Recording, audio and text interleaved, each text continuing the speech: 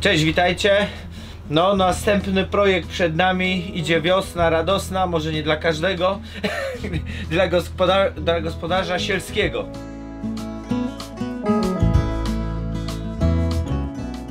Dobra, tak już bez jaj.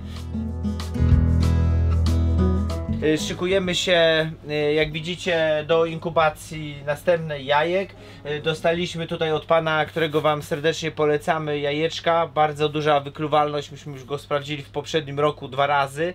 I chyba na poziomie 80-90% była ta wylęgalność, także to jest bardzo dużo, bo trafialiśmy na takie, że 60%, mówimy ciągle o jajach ROS 5 broilerach, czyli tych, co wiecie, na mięsko są przeznaczone, ale też bywało, że kupowaliśmy jaja kurek niosek, których nieśność była na poziomie 7%, czyli uważamy, że ktoś kompletnie poleciał, no poleciał. Nie miał pojęcia, jednak tutaj od pana naprawdę one się sprawdziły. Tak, i no z czystym sumieniem, tak. Znaczy my jesteśmy bardzo zadowoleni. No i dlatego wzięliśmy ponownie, prawda? Tak jest. Co trzeba zrobić na początku przed włożeniem jeszcze jajeczek do inkubacji? Przede wszystkim nalewamy wody, tak żeby się podniosła wilgotność i uruchamiamy na te kilka godzin inkubator, żeby on nabrał tej swojej stabilności temperaturowo-wilgotnościowej. Zawsze to jajeczkom troszeczkę pomaga, nie mają jakiegoś takiego szoku. Jajka oczywiście po podróży u nas troszeczkę postały i złapały temperatury cieplejszej. Teraz jest, no wiecie, zima wróciła, jest 2-3 stopnie, także no one były schłodzone. Dla nich to dobrze akurat na transport.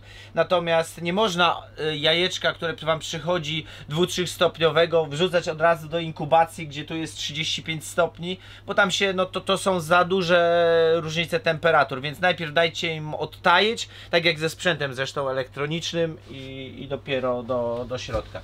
Dobra, ja tutaj wszystko sobie przygotuję. O, działa. Już się pika. Już wyje. Niech on już się po prostu tak idzie. Widzicie, jest 12-13 stopni, te niby wilgotność 71, to jeszcze nie jest prawdziwa. On był przyniesiony z kontenera morskiego, dlatego no już troszeczkę tutaj temperatury tego pomieszczenia nabrał. Natomiast był potwornie schłodzony i tak jak mówimy, no nie jest dobrym pomysłem wrzucanie jajcorów do czegoś takiego. To jest pompka z wodą, ja jeszcze muszę umyć ją po zimie, muszę ją umyć i nie pompkę, i nalać wodę i ten wężyk wsadzamy tutaj. I on będzie dopompowywał, jeśli będzie brakowało wody w tym takim zbiorniczku dodatkowym. Także chyba to by trzeba było, Klaudia, teraz już umyć i powolutku można by było, albo zróbmy układać. Po tygodniu czasu, czy jakieś urządzenie, latareczka, cokolwiek, po tygodniu czasu sprawdzamy jajeczka, które są martwe, które nie rozwija się embrion lub które są niezapłodnione i wyciągamy z inkubatora. Powinno się tak robić, ponieważ takie jajeczko po prostu przy tej temperaturze zacznie gnić i jest możliwość, że ono wybuchnie i wiecie, ten zapach i to wszystko rozejdzie się po inkubatorze, a tam są żywe stworzenia, pamiętajcie, także higiena, to musi być wszystko wyczyszczone, wysterylizowane. My już pokazywaliśmy to wszystko, ale pokażemy wam w tym odcinku również, jak będziemy sprawdzać, żebyście wiedzieli, na co zwrócić uwagę. Tak jest. Prawda? Jak to wygląda. Tak jest. Dobra, to jak Klaudia, przechodzimy teraz na tamten stół i będziemy powolutku przyrzucać jajeczka. One już doszły do temperatury czyli czekamy na inkubator, żeby się przygotował. Wrzucimy jajeczka, pójdziemy wrzucić wodę. No i chwilę one sobie poczekają i do inkubacji. Dobra, to lecimy. Tak jest. Standardowo tutaj widzicie Grażynkę od rana i z psiaczkami, bo psiaczki zawsze po śniadanku my je zostawiamy tutaj, żeby sobie pospały, odpoczęły po całej nocy. No ale Grażyna się denerwuje, że nie może wejść do Thanosa budy oczywiście, Thanosa czy swojej budy. No i teraz co trzeba? Dzieci wypuścić. Chodźcie, kochane. O, widzicie?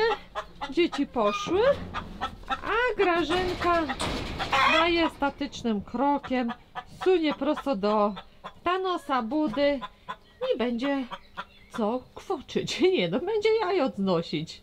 Słuchajcie, ona nigdzie indziej nie chce znieść jajka, tylko w Thanosa Budzie, bo to jest Thanosa, a to Azji. I zawsze sobie tam do rogu siądzie. Ja poczekam, aż ona sobie usiądzie. Sobie miejsce, że tak powiem, wygrzebie, ułoży, bo jeszcze tam ma troszeczkę słomy. Nie zabierałam. No, o, już Grażynka siedzi, ja podjaśnię i zobaczycie. Trochę słabe oświetlenie jest, ale kurkę, Grażynkę ewidentnie widać. Teraz ona wpada w swój trans, będzie medytować. No a my czekamy na zielone jajo. A, i jeszcze inną kurę wam pokażę, gdzie ją schowałam. Wychodzimy.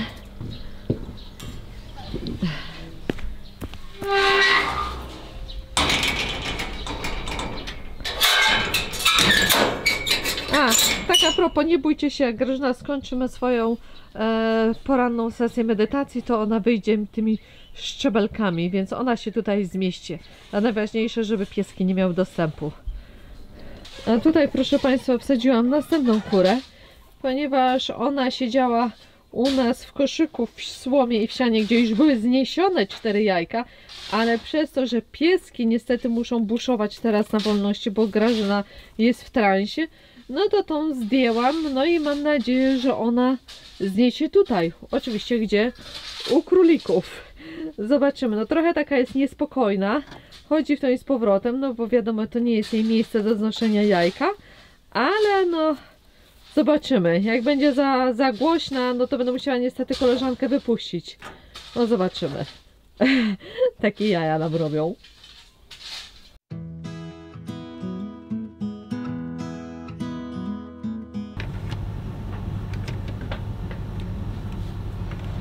Rozpakowaliśmy już kilka jajeczek, żadne jak na razie, no oczywiście jesteśmy na samym początku, 10 chyba, tak, o ile się nie mylę. Marcin rozpakował, więc fajnie to wszystko wygląda. W ogóle pan, ja już wam pokażę, tutaj widzicie, fajnie zrobił, bo na rogach nie dał jajeczek. Właśnie o to chodzi, bo to jest najbardziej takie newralgiczne punkty, gdzie no mogą się one obić z płuc, prawda? Więc wie, co robi. Widać, że ma doświadczenie, a my lecimy dalej z rozpakowywaniem ich.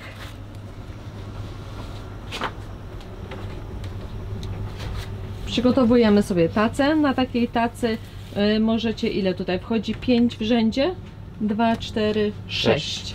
6 i mamy raz, 2, 3, 4, 5, 6 wyjdzie? Tak samo? No zobaczymy.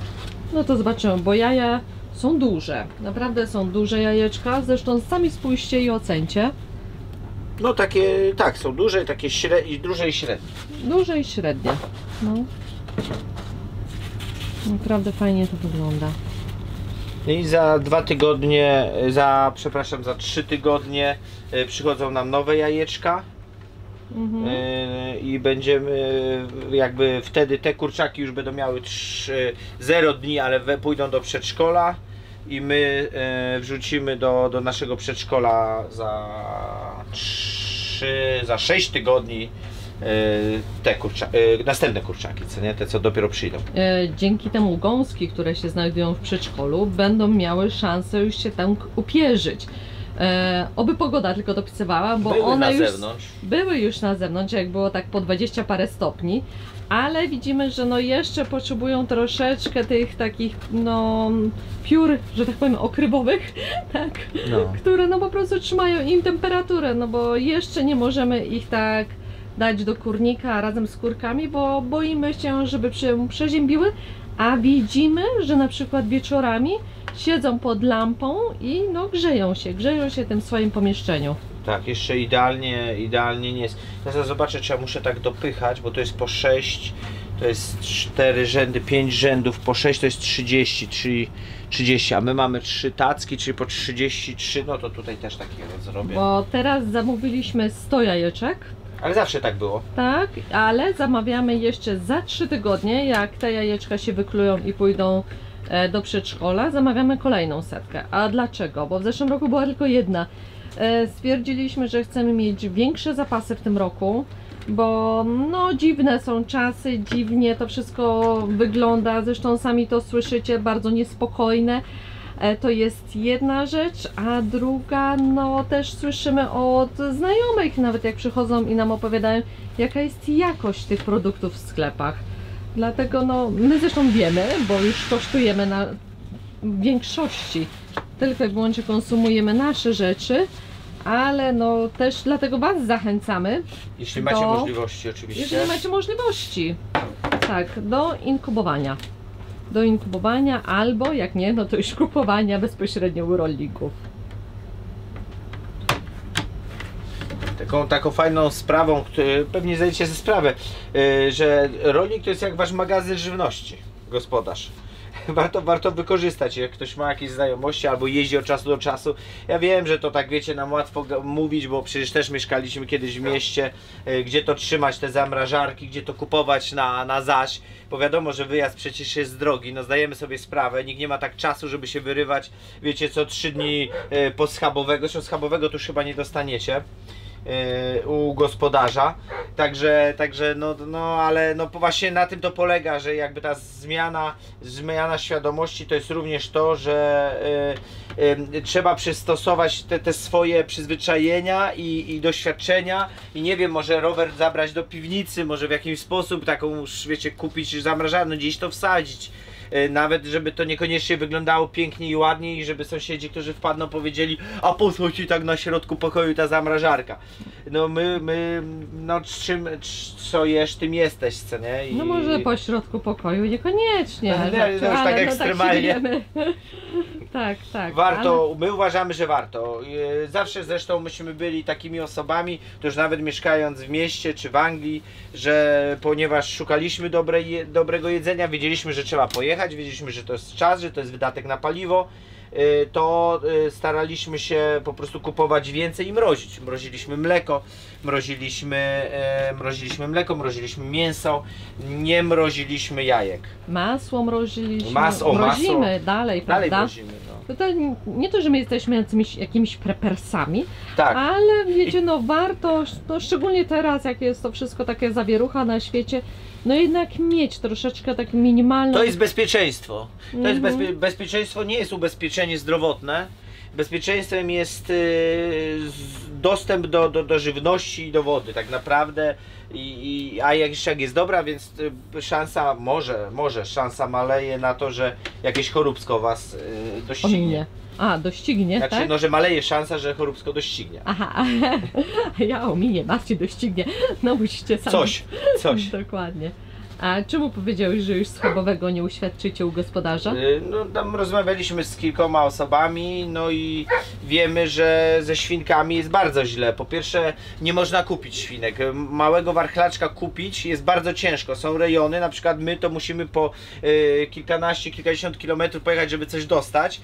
Mało tego, gospodarze muszą cię znać, żeby chcieć ci sprzedać, bo wszyscy są przerażeni obostrzeniami. Obostrzeń już jest tyle, że no wychodzi na to, że my gospodarze jakby wszelkiej maści, ja mam takie poczucie, co nie, jako osoba z zewnątrz, która jakby dopiero zaczyna tutaj poznawać ten świat, czyli to, co już wiedzą starzy gospodarze, ja dopiero zaczynam na nowo, że jakby wszystkie instytucje naszego kraju za główny cel miały ratowanie waszego życia.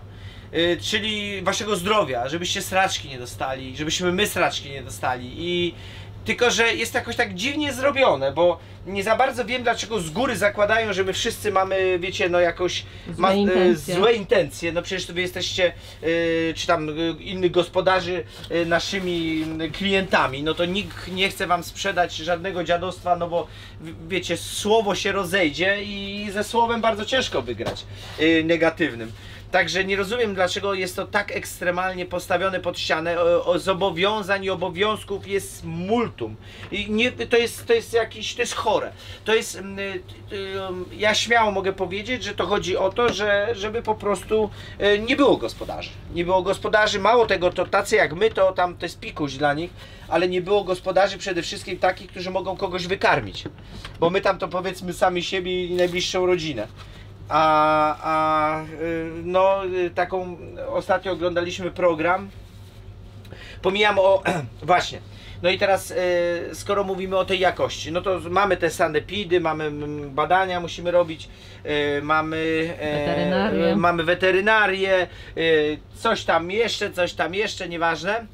Musicie zgłaszać na przykład, to nie, już następny temat, bo chciałem powiedzieć o tym, jak macie za ulicą macie swoją działkę, to wyobraźcie sobie, że musicie przeniesienie stada zrobić. Nie możecie przeprowadzić stada z pola na pole, ulica, albo dróżka polna, która ma być jakąś tam drogą, wiecie, wewnętrzną. Musi być przeniesienie stada, powrót, przeniesienie stada, codziennie. No bo wracają ci dobory, nie? Tak. Chyba, że nie wracają. Dobra. Zresztą nawet same panie z Agencji Restrukturyzacji i Modernizacji Rolnictwa, no same pukają się w głowę, kto to będzie sprawdzał, po co oni tworzą te takie, no niemalże taki wywiad środowiskowy skrupulatny. Co, gdzie ta obórka, ile powierzchni ona kto ma. Kto na to patrzy, kto to czyta? Słuchajcie, tony papierów, tony czasu, żeby to... że jak ja ostatnio byłam, to naprawdę takie pytania, że one same, ja tak się zapytałam z ciekawości, jak pani myśli, do czego to prowadzi? I powiedziała mi, do zamknięcia gospodarstw. Autentycznie mi tak odpowiedziała, nie powiem w którym to biurze. No to i bardzo pani, nie wiem czy pani nas ogląda, czy nie, wielki szacunek za chwilę słabości, ale po prostu prawdy. No, tak, prawdy. Tak. Że mimo, że pracujecie w tego typu urzędach, jakby zdajecie sobie sprawę, że to nie jest pomoc klientowi, ani nie jest pomoc gospodarzowi, żeby świnka była zdrowa. Nie, świnie stoją na betonie, świnie nie widzą światła, świnie są faszerowane, dostają zastrzyki hormonalne, żeby rosły. Później ich mięso jest znowuż nastrzykiwane, żeby waga się zgadzała. To nie ma nic wspólnego ze zdrowiem potencjalnych nas, czy klientów, tylko chodzi o to, żeby nie było rolnictwa i gospodarstwa, żeby wszystko przyjęło kilka firm. My zdajemy sobie sprawę, że taka jest kolej rzeczy i nie będzie gospodarstw i rolnictwa. Ludzie, którzy myślą inaczej, że coś tam rolnicy jakby wywalczą, to jest walka z wiatrakami, są za silne jest parcie, za duże pieniądze. Już widzieliśmy autonomiczne traktory, które po prostu nie potrzebują obsługi i jeżdżą set hektarów, obrabiają, tylko się, wiecie, paliwo wlewa, on wszystko sam robi, jak jest w jednym kawałku, pracuje dobowo, idzie to w bardzo złym kierunku. My jesteśmy przekonani z Klaudią, że my staniemy się skansenem. Dobrze, skansenie. Powiedz mi, jak tam z jajkami? Czy wszystko, jak widzę, że już ostatnią masz tackę? Wiesz co, powiem ci, przestałem myśleć, bo wkręciłem się w temat. Strachy na lachy. Nie martwcie się. Dobrze, już kończymy, nie straszymy, kochanie. Teraz chciałbym tylko już takie pocieszającą rzecz powiedzieć jedną. Znaczy, ja mam nadzieję, że to zrozumiecie. Pamiętajcie, że my na ziemi jesteśmy na chwilę. To jest takie doświadczenie. Każdy z nas kiedyś, prędzej czy później, wróci do domu i nie ma co sobie za bardzo wkręcać tego wszystkiego, trzeba to doświadczać, starać się zabezpieczać ile można i no i to jest wszystko. To jest wszystko. A ile jajeczek? Widziałem, wiecie jakie Klaudia zrobiła oczy?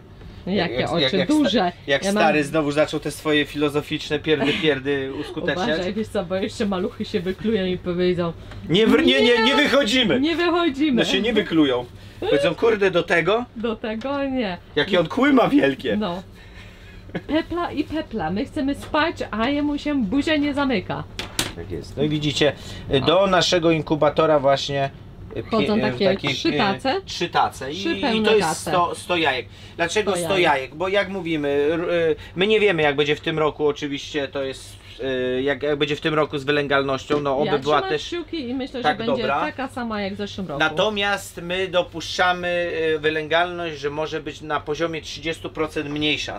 Nam to nie przeszkadza. Specjalnie kupujemy więcej jajek, żeby te 30% jakby było odpadu, czy ponieważ Po pierwsze właśnie sama wylęgalność może po prostu się nie odbyć, a po drugie no, kurczaki jak są małe my możemy odchować troszeczkę więcej. Bywa, że jakiś tam umrze, na przykład w tamtym roku jeden został przytrzaśnięty, pamiętasz, przedłużacz na niego upadł, no wiecie, taka, to jest nasze jakby nieprzemyślenie sprawy, że może, no ale no tak wyszło.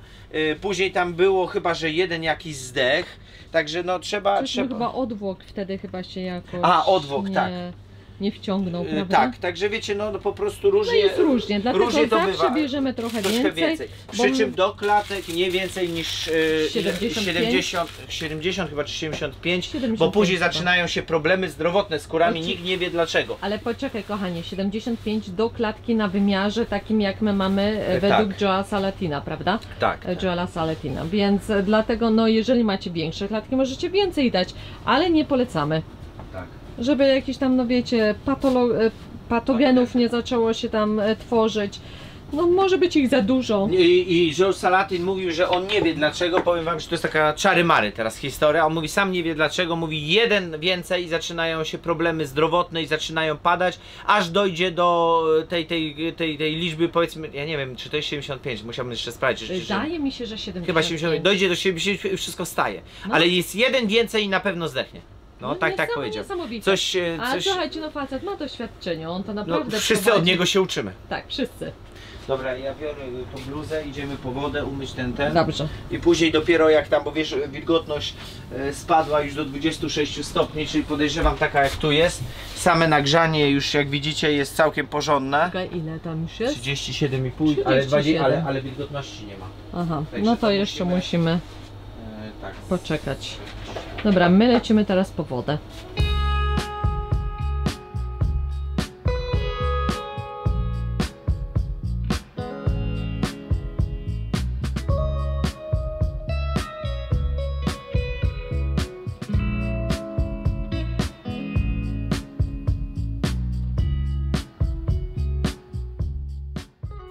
Muszę naprawić teraz kabel do zasilacza, do tego lakme, wiesz, do tych, wiecie, do tych elektryzatorów.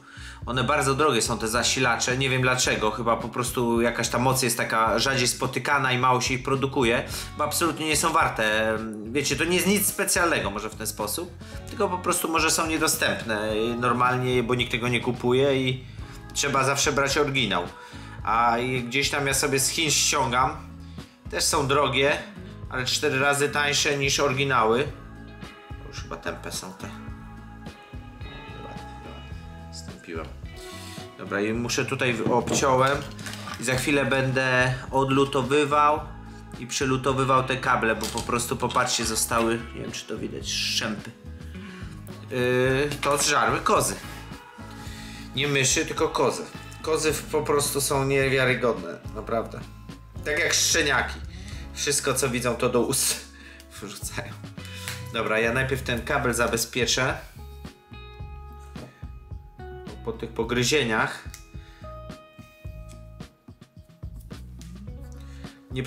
Nie przegryzły kabelków, więc wiecie, no tylko po prostu, żeby nie było to, żeby ta pierwsza, bo pierwsza izolacja jest po prostu zżarta, a druga już nie. Żeby ją zabezpieczyć trochę. Oczywiście to nic nie da, jak będą chciały się dostać, ale ja będę spał spokojniej. No, tutaj tak samo próbowały. Ściągamy izolację.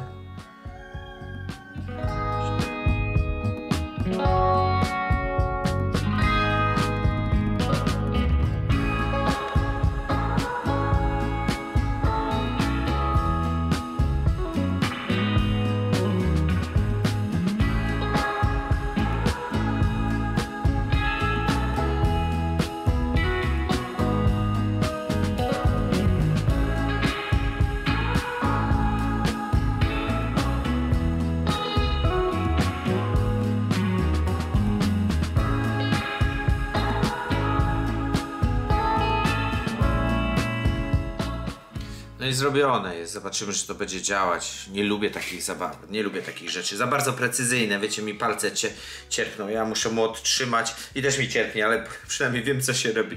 Dobra, zrobione.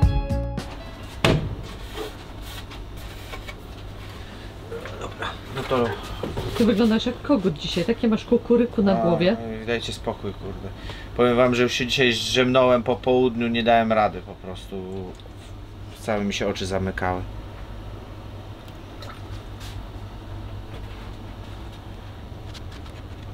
Wessało. To jest samo. Dobra, i teraz jeszcze trzeba zrobić, dobra, to niech się tutaj robi. To... I to jest ta rurka. Czyli to będzie tak. I tu ona wchodzi. Weźmy zrób, ja za chwilę podaję, tak? Aha. I pokaż, gdzie ta rurka jest. I ta rurka uzupełnia ten zbiorniczek, do którego wodę wcześniej wylewałem. Aha. Ja na razie nie będę podłączał tego urządzenia do inkubatora, a to z takiej przyczyny, że o wilgotność, wiecie, najpierw musi tutaj się ta woda podgrzać i ona zacznie parować i ta wilgotność się podniesie. Natomiast jeśli bym włączył to urządzenie, ono będzie cały czas dopychało wodę, żeby mi się po prostu nie wylała z tego urządzenia. Raz, że będzie ją studzić, a dwa, że no właśnie może się wylać, bo jemu się wydaje, że jest mało, a po prostu nie ma tych stabilnych warunków. To jest to, co mówiłem, że tego typu inkubatory uruchamia się na przykład na godzinę przed jakby włożeniem jajek, co nie? Żeby miały ten czas. Widzicie, już rośnie, już jest 29 wilgotność i powolutku ona sobie będzie rosła. Alarmów żadnych nie włączam. Tutaj te urządzenie ma jeszcze taką funkcję chłodzenia, że wychładza na godzinkę jajka raz dziennie. Tak jak kura, kwoka wstaje z maluchów i idzie sobie zjeść i wiecie, tam się wypróżnić, to ma taką opcję. My ją włączamy, ale nie włącza się jej na samym początku, tylko jak one mają już tam, wiecie, po 7 czy 10 dniach. Dobra, to na razie zostaje. I już jest 31 wilgotność. No musi podbić i wsadzamy jajeczka. No i zaczyna się proces. Aha, wsadzamy jajeczka i włączamy tackę, żeby sobie latała w lewo i w prawo. No i to jest wszystko. Nasza funkcja polega na tym, generalnie to jest, jeśli jest, temperatura jest zawsze odpowiednia, natomiast jeśli to jest z wilgotnością, jest typu za bardzo jest wilgotno na zewnątrz i on nie ma jak się wysuszyć, otwieramy sobie przepustowość powietrza i dolewamy wodę raz dziennie. No i taka jest zabawa z inkubacją. Po tygodniu czasu przychodzimy, sprawdzamy, które są zalężone. No i właściwie to jest wszystko, co nie? Taka upierdliwość, ale nie jest to zbyt skomplikowane, absolutnie, jakby doświadczenie. No już 31. Dobra, no to chwilę sobie zrobimy przerwy. Dobra, dziękujemy. Kogucie nadworny. No pasuje nawet.